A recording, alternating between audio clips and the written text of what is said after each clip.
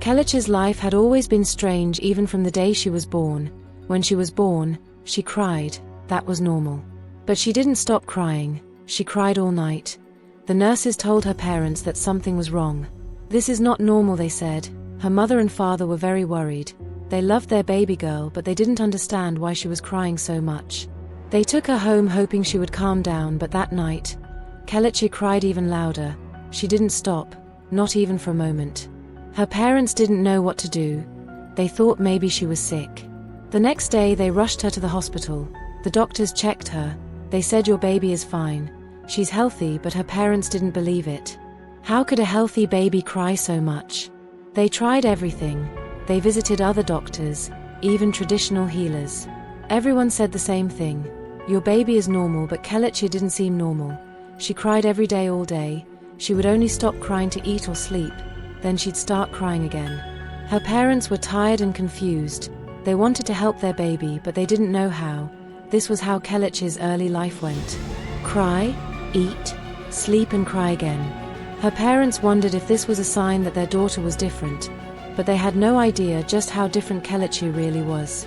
By the time Kelechi turned 7, her parents noticed something strange. They would walk into her room and find her talking to the air. When they asked, "Who are you talking to?" she would smile and say, "My friend." At first they thought it was just an imaginary friend, but her behavior became harder to explain. Sometimes they would find her laughing, her eyes fixed on an empty corner of the room. Other times she would be crying, hugging herself tightly. When asked why she was upset, Kelechi would only say, "My friend is sad." Her parents grew worried. They decided to take her to a psychiatric hospital. The doctor spent hours with Kelechi asking her many questions. When she spoke to her parents, she said, "Your daughter is perfectly normal. She has a vivid imagination." But her parents weren't convinced. What they saw in their daughter felt far from normal. Kelechi was different. She loved watching horror movie. While other children screamed at the sight of ghosts, Kelechi leaned forward fascinated. One day during the movie night, she pointed at the screen and said, "I've seen that ghost before." Her parents froze, unsure of what to say. They laughed nervously and told her to stop joking. Kelechi spent most of her time indoors, avoiding other children. She didn't need anyone else because she had her friend. She gave her friend a name, Elinda. "If I had a sister, that's what I'd call her," Kelechi said with a smile. Elinda smiled at her, saying, "That's so sweet." To Kelechi, she wasn't just a friend, she was family. Every time they saw Kelechi smiling at the air or crying into her hands, they wondered what was their daughter really seeing. Kelechi's parents grew more concerned as time went on. They didn't like that their daughter spent all her time alone talking to her invisible friend. She rarely went outside and didn't play with the other children in the neighborhood. Her parents decided they needed to do something. They hoped that making friends with someone her age might change her. Their solution was Kemi, the neighbor's child. Kemi was a cheerful, lively girl who always seemed full of energy. She was the complete opposite of Kelechi, who preferred the quiet comfort of her room. Kemi's parents agreed to let her visit Kelechi every day after school, hoping their daughter could bring Kelechi out of her shell. When Kemi first showed up at Kelechi's house, Kelechi wasn't happy. She didn't want to play with anyone. She didn't understand why her parents thought this was a good idea. "I don't need friends," she told her mother. Her mother sighed. "Kelechi, you need real friends. Give Kemi a chance." Reluctantly, Kelechi agreed to spend time with Kemi. At first, their playdates were awkward. Kelechi barely spoke and Kemi did all the talking. "Let's play hide and seek," Kemi would say, but Kelechi would shake her head. "How about we draw pictures?" Kemi would suggest, but Kelechi wasn't interested. 4 days this continued. Kemi didn't give up, but Kelechi didn't make it easy for her. Then one afternoon something changed. They were sitting in Kelechi's room when Kemi started telling a story. It was about a princess who could talk to animals and had a magical garden. Kelechi listened quietly at first, but as the story went on, she began to ask questions. "What happened to the princess?" she asked. "Did she save the garden?" Kemi smiled. She did, but only because she trusted her magic. For the first time, Kelechi smiled back. It wasn't much, but it was a start. Over the next few weeks, Kelechi and Kemi began to bond. Kelechi found herself laughing at Kemi's silly jokes and looking forward to her visits. They played games, shared stories, and even created secret handshakes. Kelechi's parents were overjoyed to see their daughter opening up for the first time in years. They felt like things might be okay, but while Kelechi's parents saw a normal friendship forming, Kelechi saw something else. From the very first time she met Kemi, she noticed that there was something unusual about her. Kelechi had always been able to see things others couldn't. She saw ghosts, shadows, and strange energies that surrounded certain people, and Kemi was no exception. The first thing Kelechi noticed was Kemi's heart, or rather, the lack of it. Where there should have been a heartbeat, there was only a glowing gold light. It shone brightly, almost blinding Kelechi the first time she saw it. She blinked, thinking her eyes were playing tricks on her, but no matter how many times she looked, it was always there. A soft pulsing glow in Kemi's chest. Kelechi didn't understand what it meant. She had seen many strange things in her life, but this was new. She didn't know why Cam's heart was like this or what it meant for her. Kelechi decided to keep it to herself. Neither Kemi nor her parents seemed to know about the golden light. And Kelechi didn't want to scare anyone. She didn't want to ruin the friendship that was just starting to bloom, so she said nothing. As the days turned into weeks, Kelechi and Kemi grew closer. Her closest ghost friend Alinda had warned her. "Don't tell Kemi about me," Alinda said. One day, Kelechi didn't like keeping things from Kemi, but Kemi was firm. If she knows, everything will change. Kelechi argued at first. Kemi was her best friend. They told each other everything. But after a long talk, Kelechi gave in. She promised to keep quiet. Years went by. Kelechi and Kemi stayed close. They shared secrets, laughter, and tears. By the time they were 21, they had grown into beautiful young women. Kelechi with her quiet and mysterious air, and Kemi with her loud and cheerful personality made the perfect pair to anyone who saw them. They looked like two normal friends, but Kelechi's life was far from normal. One evening while sitting on her bed, Kelechi finally asked Alinda something she had been wondering about for years. "Why are you still here? Shouldn't you be in the spirit world?" Alinda's smile faded. She looked sad, her usual glow dimming. "I can't leave," she said softly. "I wasn't buried after the accident.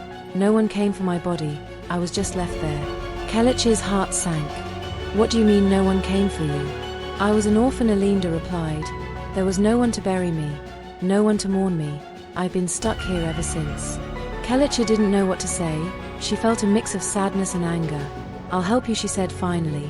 "We'll find your body and we'll make sure you're buried properly." Alinda's eyes lit up with hope. "Do you mean that?" Kelechi nodded. "You've been there for me all these years. It's time I help you." Seeing ghosts wasn't easy for Kelechi. It wasn't just Alinda. Everywhere she went she saw them. They were in the streets, in the market, even in her house. Some looked like normal people, but others were terrifying, pale, hollow-eyed, and twisted in ways that made her stomach turn. She couldn't talk to them, couldn't even look at them for too long.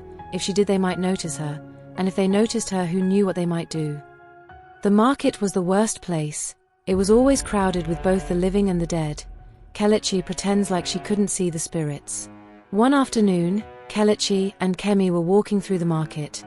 The air was thick with the smell of spices, roasted corn, and fresh fish. Kelechi tried her best to focus on Kemi's chatter, but she couldn't stop glancing at the faces around them. She knew many of the market's vendors weren't alive, and being surrounded by them always made her uneasy. As they passed by a stall selling ripe mangoes, a tall, handsome guy walked up to them. His name was Chibuzor, and he was the talk of the neighborhood. Every girl liked him. No one could resist his charm, and he knew it. His smile was bright, his confidence unshakable, and the way he carried himself made people turn their heads. Chibuzor stopped right in front of Kemi. "Hey beautiful," he said, flashing his perfect smile. "Where have you been hiding all my life?" Kelechi froze. Her eyes widened as she realized the truth. Chibuzor wasn't alive. His eyes, though charming to others, looked hollow to her. She could see his true form. A spirit? "No, please. She's not interested," Kelechi said quickly, her voice firm. Chibuzor raised an eyebrow and smirked. "I wasn't talking to you," he said smoothly. Before Kemi could respond, Kelechi stepped in front of her. "She's my friend," Kelechi said sharply, "and I can decide for her." Kemi stared at Kelechi, confused. "What's wrong with you?" "Calm down," she said. She turned to Chibuzor, a shy smile on her face. "I think he's kind of cute," she whispered. Kelechi's heart sank. She wanted to scream that he's a ghost, and tell Kemi to stay away from him, but she couldn't.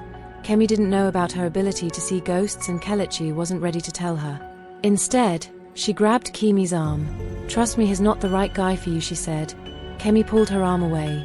"Why are you acting like this?" she asked, annoyed. "Are you jealous or something?" Kelechi shook her head, trying to stay calm. "I just don't think he's a good person," she said. It was the best excuse she could come up with. Chibuzor smiled. "Don't worry," he said to Kemi, ignoring Kelechi. "I'll see you around." With that, he winked and walked away, disappearing into the crowd. Kemi turned to Kelechi, her frustration clear. "Why did you do that? He seemed nice." Kelechi sighed, trying to find the right words. "You don't know him like I do," she said. "Just trust me on this." But Kemi didn't trust her. She crossed her arms and gave Kelechi a sharp look. "You're just jealous," she said. "You don't want me to have someone because you're always alone." Kelechi's chest tightened. She wanted to tell the truth, that she was protecting Kemi from something dangerous. But how could she explain that without revealing her secret? How could she make Kemi understand that Chibuzor wasn't just bad news? He was something much worse. Instead of arguing, Kelechi stayed quiet. She let Kemi walk ahead of her, chatting away about how cute Chibuzor was, and how she hoped to see him again. Kelechi followed silently, her mind racing. She had a bad feeling about this. She knew Chibuzor wasn't what he seemed. As they left the market and headed home, Kelechi couldn't shake the image of Chibuzor's terrifying form. He might have fooled Kemi, but not her. She had seen too much to be tricked by a charming smile. Whatever Chibuzor wanted, it wasn't good, and Kelechi was determined to stop him even if Kemi didn't believe her. Chibuzor was not what he seemed. Behind his charming smile and smooth words was a darkness so old and powerful that it could bring destruction to everything. Long ago, the world faced creatures like him, demonic spirits that thrived on chaos and despair. These spirits roamed freely, leaving destruction in their wake. They were nearly unstoppable, feared by all who encountered them. But then came the ancient warriors. These brave men and women stood up against the spirits, wielding sacred knowledge and tools that could trap the demons in a realm far from the living world. The battle was long and brutal, but in the end the warriors succeeded. Most of the spirits were sealed away and the world knew peace again. The warriors then hid the keys to this spirit realm, knowing that if the seals were ever broken, the spirits would return angrier, stronger, and more dangerous than before. But not all the spirits were trapped.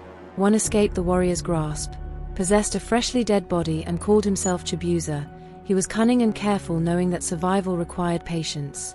While his brothers and sisters were imprisoned, Chibuzor remained in the human world, hidden but watching for centuries. He waited, gathering knowledge about the living and planning his revenge. His goal was simple: search for who was holding the key, free the others, and bring an end to the kingdom. For years Chibuzor searched for the keys to the spirit realm. He scoured every corner of the earth, following every lead, but the keys were not physical objects. They were hidden in unexpected places, bound to pure energy, and finally, after all his searching, Chibuzor had found what he was looking for. The key wasn't a relic or an artifact, it was Kemi. The glowing golden light in Kemi's chest wasn't just strange, it was the key. The energy inside her heart held the power to break the seal and free the trapped spirits. Chibuzor realized this the moment he saw her. The light called to him, a beacon of power he couldn't ignore. It was everything he had been searching for, but there was a problem. The energy in Kemi's heart couldn't be taken by force. It was tied to her emotions, to her love. The only way to unlock the power was for Kemi to open her heart fully to him, to fall deeply, truly in love with him. Only then could he claim the key. Chibuzor didn't care about Kemi. Her laugh, her dreams, her kindness, they meant nothing to him. She was just a tool, a means to an end. If he had to lie to her, charm her, and pretend to love her to get what he wanted, he would, and if taking the key meant destroying her, he wouldn't hesitate. If Chibuzor took the key, Kemi would not survive because it was her heart. Chibuzor's mind raced with possibilities. The ancient warriors were long gone, and the knowledge they had used to defeat the spirits had been lost in time. The humans of today wouldn't stand a chance, and the spirits wouldn't just return as they were before, they would come back stronger, 10 times more powerful, fueled by centuries of anger and hatred. But for now, Chibuzor had to focus on Kemi. He had to win her over, make her trust him, and plant seeds of affection in her heart. He would be the perfect man, charming, kind, and attentive. He would make her believe that he cared, that he loved her, and when the time came, he would take what he wanted. There was only one obstacle: Kelechi. From the moment he met her, Chibuzor knew Kelechi wasn't like the others. There was something about her, an awareness, a quiet strength that made him uneasy. She didn't fall for his charm, didn't laugh at his jokes. She saw through him in a way no one else had.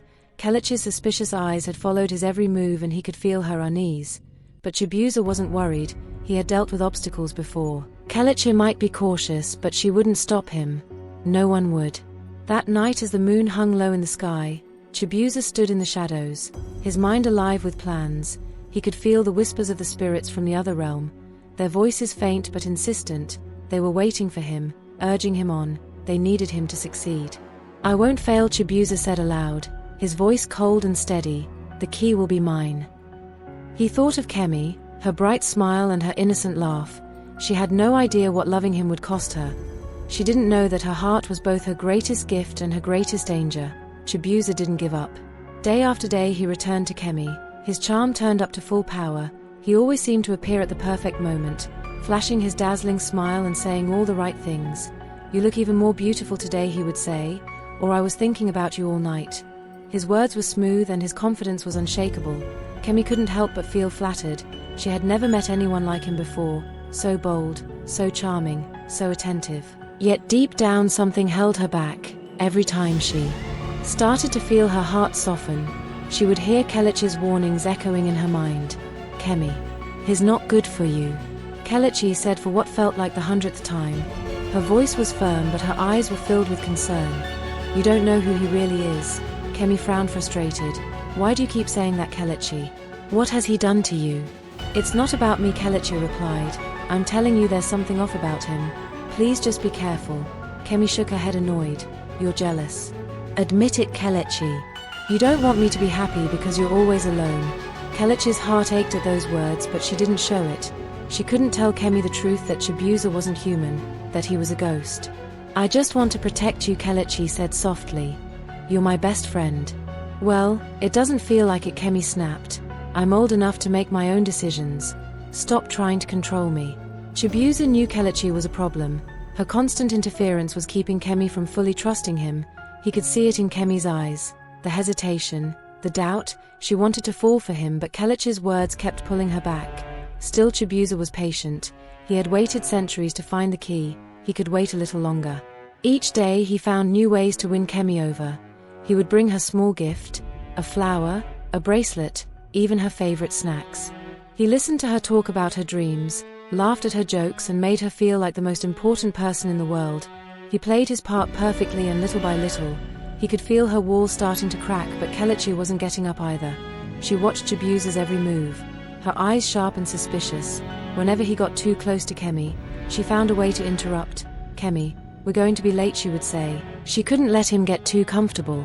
She was trying so hard to protect Kemi but it wouldn't matter in the end. Chibuzor was confident that he would win. He always did. "She can't stop me," he muttered to himself. "No one can." The next day, Chibuzor showed up at Kemi's house unannounced. He brought her flower with a sweet smile on his face. "I couldn't stop thinking about you," he said. Kemi blushed, her frustration with Kelechi fading for a moment. "You're too much," she said with a laugh. "Taking the flowers not enough for you," he replied smoothly. "You deserve the world." Kelechi, watching from a distance, felt a wave of dread. She could see the light in Kemi's chest flickering, responding to Chibuzor's words. It was subtle but it was there. Chibuzor was getting closer to his goal and Kelechi didn't know how much longer she could hold him back. That night as Kemi lay in bed, she thought about Chibuzor. His words played over and over in her mind. And for the first time she wondered if Kelechi was wrong. Could it be possible that Chibuzor really cared about her? Kelechi stayed up late staring at the ceiling and trying to think of a way to protect Kemi. She knew the danger was growing and she couldn't shake the feeling that time was running out. Kemi, however, was growing tired of Kelechi's meddling. "Why can't you just let me be happy?" she asked one evening after Chibuzor had left. "He's a good guy, Kelechi. Why can't you see that? He's not who you think he is," Kelechi replied, her voice trembling. She wanted to scream the truth, to tell Kemi everything but she knew she couldn't. Not yet. Then who is he? "He," Kemi demanded. "What do you know about him that I don't?" Kelechi hesitated. "I can't explain it," she said finally, "but you have to trust me." One quiet afternoon, Kelechi was sitting in her room staring out the window, lost in thought. She had been feeling uneasy lately. Kemi had been acting distant. Before she could delve deeper into her worries, a sudden loud pan on her door startled her. She rushed to open it and found Kemi standing there smiling brightly. In her hand was a small fancy-looking envelope. "I came to invite you to my wedding," Kemi said with excitement, giving the envelope to Kelechi. Kelechi froze. Her heart sank. "What?" she whispered, her voice barely loud enough to hear. "I'm getting married to Chibuzor," Kemi said happily. "It's happening in 2 days." 2 days? Kelechi repeated, her voice shaking. She couldn't believe it. How could Kemi plan such a big thing and not tell her best friend? Kemi grinned. "I wanted to surprise you," she said. "You'll come, right?" Kelechi nodded weakly, unable to find the right words. After Kemi left, she closed the door and leaned against it. Her mind was spinning. Her stomach felt sick as she thought about Chibuzor. What did he want from Kemi? Why was the wedding so rushed? That night, as the house became quiet, Elinda appeared. Kelechi quickly explained everything about Chibuzor, the wedding, how little time there was, and her growing fear. Elinda listened quietly, her face dark with worry. "I understand now why he's in such a hurry," Elinda said. "He's close to getting what he wants." "What does he want from her?" Kelechi asked, though deep down she already knew it was something terrible. "The light in Kemi's chest is the key," Elinda explained. "It's what he's been looking for all this time. If he takes it, she'll die." Kelechi's heart felt like it stopped. "But Kemi hasn't fully opened her heart to him yet," she said quickly. "You told me that's the only way he can take it?" "She hasn't yet," Elinda agreed, "but she's close. She loves him. The only reason she hasn't given him her whole heart is because you've made her doubt him a little. That doubt is the only thing keeping her alive." Kelechi let out a shaky breath. "So if that doubt goes away, she's gone." Elinda finished. The room felt colder and Kelechi's hands shook as she tried to make sense of what she had just heard. Then Elinda spoke again. "Even more seriously, there's something else you need to know," Elinda said. "If she kisses him willingly after they have been wedded, even just once, he will still take her heart. She doesn't need to be completely in love with him for that. A kiss of the married couple is enough." Kelechi froze. "A kiss?" she said softly. Her mind immediately thought of the wedding. Weddings always ended with a kiss. It was sure to happen.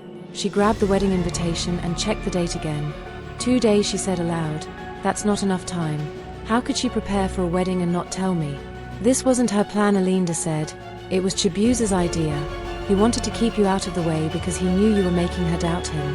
Kelechi clenched her fists. "How do I stop him?" she asked desperately.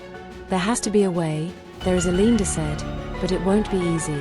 The only way to stop him is to show his real self to Kemi." "His real self?" Kelechi repeated. "How am I supposed to do that?" "You'll have to figure it out," Elinda said. "If she sees who he really is, the heart will send Chibuzor to where the others were trapped." Kelechi felt overwhelmed. "How can I do that in just 2 days?" she asked, her voice breaking. "I don't even know where to begin." Elinda placed a ghostly hand on her shoulder. "You're stronger than you think," she said. "You'll find a way. You always do." That night Kelechi couldn't sleep. She lay in bed staring at the ceiling, her mind racing. She had 2 days to save Kemi, 2 days to stop a wedding that could take her best friend's life. She felt lost and hopeless with too many questions and no answers. Just then her idea struck her mind. "I know what I have to do," she whispered to herself. The night before the wedding had arrived, everything seemed normal. The house was buzzing with excitement. Music played softly, decorations were being finalized, and Kemi sat, glowed with happiness. Kelechi had thought about her plan all day, clinging to the one tool she believed could work, a mirror. It was said that mirrors could reflect a person's true self, showing what lies beneath the surface.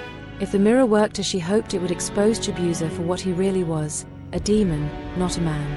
With trembling hands, Kelechi grabbed the mirror and left for Kemi's house. As soon as Kelechi stepped through the door, Kemi welcomed her with open arms. "I'm so glad you came," Kemi said, her smile bright, but then her tone grew serious. "Please, Kelechi, don't ruin my day. I just want everything to go perfect." Kelechi forced a small smile. "I won't ruin anything," she said. "I just want to show you something." "What is it?" Kemi asked, her voice soft but weary. She walked inside as Kelechi pulled out the mirror, her heart pounding. "Just look into this mirror," she said. "It's supposed to show the truth." Kemi frowned, confused but curious. She glanced at the mirror, and so did Chibuzor, who stood nearby watching silently. Kelechi held her breath, waiting for the mirror to reveal the monster hiding beneath Chibuzor's handsome face, but to her shock, the mirror reflected Chibuzor as a human.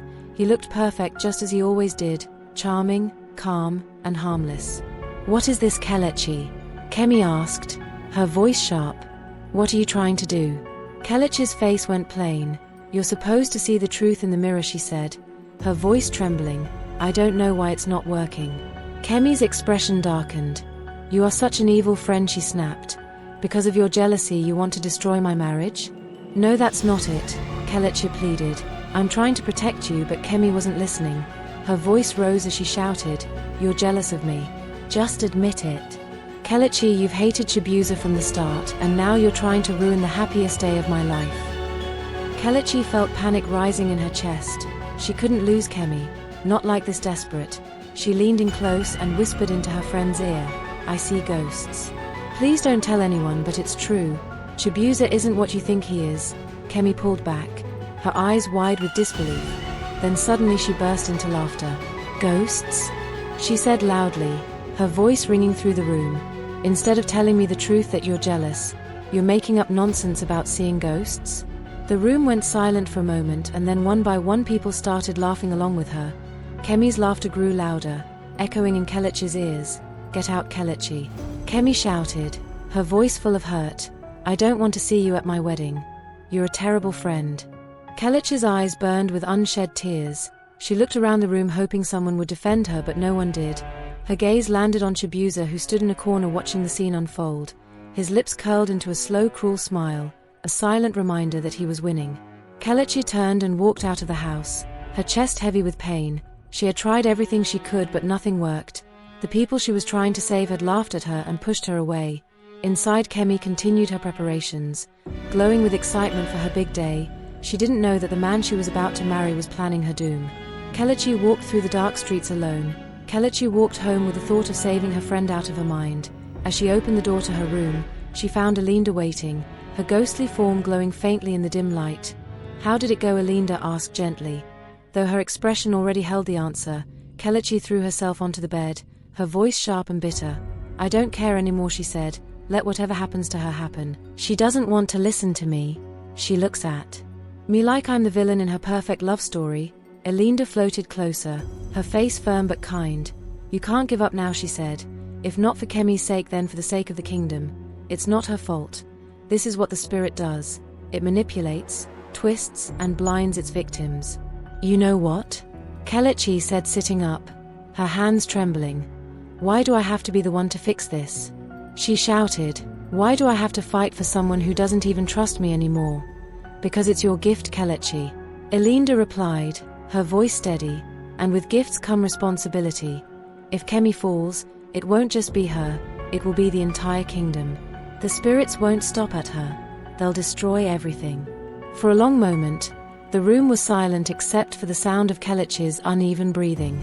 Finally, she looked up at Alinda, her eyes filled with reluctant determination. Fine, she said. I'll try, but I don't know where to start. Think. Alinda said. Do you know anyone old? Someone who might still remember the ancient ways? They might know about spirits like Chibuzor. Kelechi frowned, racking her brain, but no matter how hard she thought, no one came to mind. She sighed, frustrated. I don't know, she said. I can't think of anyone.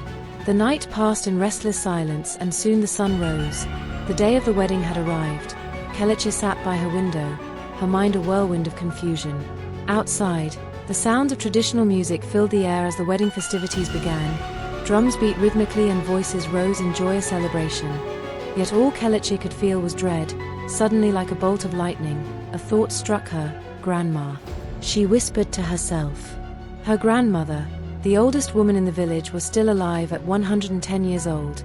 If anyone knew about ancient spirits, it would be her. Without wasting another second, Kelechi grabbed her bag and ran. The sound of the wedding music faded behind her as she raced to her grandmother's house. The journey felt like it took forever, her heart pounding with urgency. When she arrived, she pushed open the door, breathless and sweating. To her shock, her grandmother was sitting upright, her old wise eyes fixed on Kelechi as if she had been expecting her. I have been waiting for you, spirit seer, her grandmother said, her voice rasped but strong. Kelechi froze. Spirit seer? She asked, her voice trembling. How did you know I could see ghosts? Her grandmother smiled faintly, her wrinkled face calm. This gift was not given to you by accident, she said. When a new heart carrying the key is born, a guardian is also born. You were chosen for this long before you even entered this world. Kelechi's legs felt weak and she collapsed into a nearby chair. "You mean you knew everything all this time?" she asked, her voice filled with disbelief. "Yes, my child," her grandmother said. "That is why the gods have kept me alive for so long. I was waiting for this moment, though I didn't think it would take this long." Kelechi felt a lump in her throat. "Then tell me," she said desperately. "How do I save Kemi? She's about to lose both her life and the key." Her grandmother reached under her bed and pulled out a small old mirror. "Take this," she said, handing it to Kelechi. Kelechi frowned, confused. "I've already tried using a mirror," she said. "It didn't work." Her grandmother shook her head. "This is no ordinary mirror," she said. "The spirits have learned to hide their true selves from regular mirrors, but this one? This was forged by our ancestors with powerful magic that no longer exists. It will show what other mirrors cannot." Kelechi stared at the mirror in her hands, its surface glowing faintly with otherworldly light. "Go now," her grandmother said urgently. "It's almost too late." As Kelechi stood to leave, her grandmother sank back into her chair, her breathing shallow. "Grandma, are you okay?" Kelechi asked, panic creeping into her voice. Her grandmother smiled peacefully. "My mission is complete," she said softly.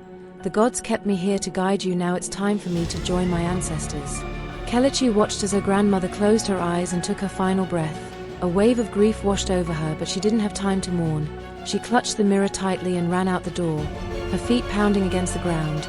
The wedding music grew louder as she approached the venue. She ran with all her might, her heart pounding as she whispered to herself, "I will save you, Kemi. I won't let you fall." Kelechi could hear the village priest's voice in the distance. It was loud and serious. "By the blessings of the gods, I unite you both in eternal love." Those words gave her chills. She struggled to breathe as she ran, holding the mirror tightly in her shaking hands. Tears rolled down her cheeks, blurring her vision, but she didn't stop. She couldn't stop. The villagers turned to watch, puzzled by her sudden rush. Dust flew behind her quick steps. Whispers followed her. "Isn't that Kemi's friend? What's wrong with her?" But Kelechi didn't hear them. Her heartbeat was too loud and her thoughts raced faster than her feet. She reached the edge of the gathering just as the priest's voice rose again. "You may now kiss your bride." Kemi's eyes closed, her face calm and trusting. Just then Kemi's eyes flew open and time seemed to stop. Chibuzor's face changed, surprised as Kemi looked past him. Her breath thought she was staring at something or someone behind him. Chibuzor turned, moving slowly, his smile fading, and there stood Kelechi just a few feet away, holding the old mirror. The mirror glowed with a strange pulsing light as it reflected Chibuzor. It showed his true self. The image was terrifying. His skin was pale and stretched tightly over his bones. His eyes were black pits that seemed to swallow all light. His teeth were sharp and too big for his mouth, and his hands were like claws covered in rotting flesh. The mirror didn't just show Chibuzor, it revealed the evil hidden within him, the centuries of darkness he carried. Kemi gasped and stumbled back. Her hands covered her mouth and she let out a shaky scream. "What? What is that?" she cried, her voice cracking. "What are you?" The light from the mirror grew brighter, showing even more horrors. Chibuzor's so-called family, who had seemed warm and perfect, now appeared as ghosts. Their eyes were empty and their bodies were see-through. They looked like shadows of who they pretended to be. Fear spread through the crowd. The happy gathering turned into chaos. People pointed, screamed, and moved away from the strange figures. "They are ghosts," someone yelled. Chibuzor staggered, his eye completely gone. His black eyes darted between Kemi, the mirror, and Kelechi. "You," he growled, his voice sounding inhuman. "You've ruined everything." The light from the mirror grew stronger. Chibuzor let out a deep, chilling roar as his body started to change. His claws slashed at the air. The same thing was happening to the ghosts around him. The bodies they had stolen, the recently dead ones they had hidden, and began to fall apart. They crumbled into ash and the air filled with wails as the spirits were pulled back to the world of the dead. "No!" Chibuzor screamed, his voice echoing unnaturally. He reached for Kemi, his decayed hand almost touching her face, but before he could, the mirror's light flashed one final time, covering him completely, and then he was gone. The village grew quiet. Only the sound of the wind moving through the trees could be heard. The glow from the mirror faded and Kelechi lowered it, her hand still shaking. She looked at Kemi, who stood frozen, her face pale. I didn't know," Kemi whispered, her voice barely there. Tears filled her eyes as she moved closer to Kelechi. "I'm so sorry I didn't listen to you. I didn't believe you. Can you ever forgive me?" Kelechi's heart ached as she saw her best friend broken and sorry. She stepped forward and hugged Kemi. "I forgive you," she said softly. "I'm just glad you're safe." The villagers stood quietly, their minds trying to understand what they had seen. Slowly they began to leave one by one until only Kelechi and Kemi remained together. Kelechi and Kemi searched for Alinda's body. It took time, but they found it hidden and forgotten, decayed over the years. They dug a grave under a large tree, its wide branches spreading out like a shield as they placed the last bit of soil over the grave. Alinda's spirit appeared. She glowed softly, her face peaceful as she smiled at Kelechi, her eyes wet with thanks. "Thank you," Alinda said. "I can finally rest." Tears ran down Kelechi's face as she nodded. "Goodbye, Alinda," she said. "Thank you for everything." Alinda's spirit began to fade, her light mixing with the sky, and then she was gone. Their friendship, tested by the darkness, had grown even stronger. Kemi glanced at Kelechi and smiled gently. "You saved me," she said. "You saved all of us." True friendship means standing by those you care about even when they don't understand your intentions. Kelechi's courage and determination remind us that doing the right thing isn't always easy, but it's always worth it. Protecting what's good and pure often requires sacrifice, but it can save more than just a single life. It can save an entire world. If you enjoyed this story, don't forget to like, comment and share your thoughts. Let us know your favorite part and what lessons you've learned, and for more captivating tales, subscribe to stay updated on the next adventure, and I will see you in another wonderful stories. Bye.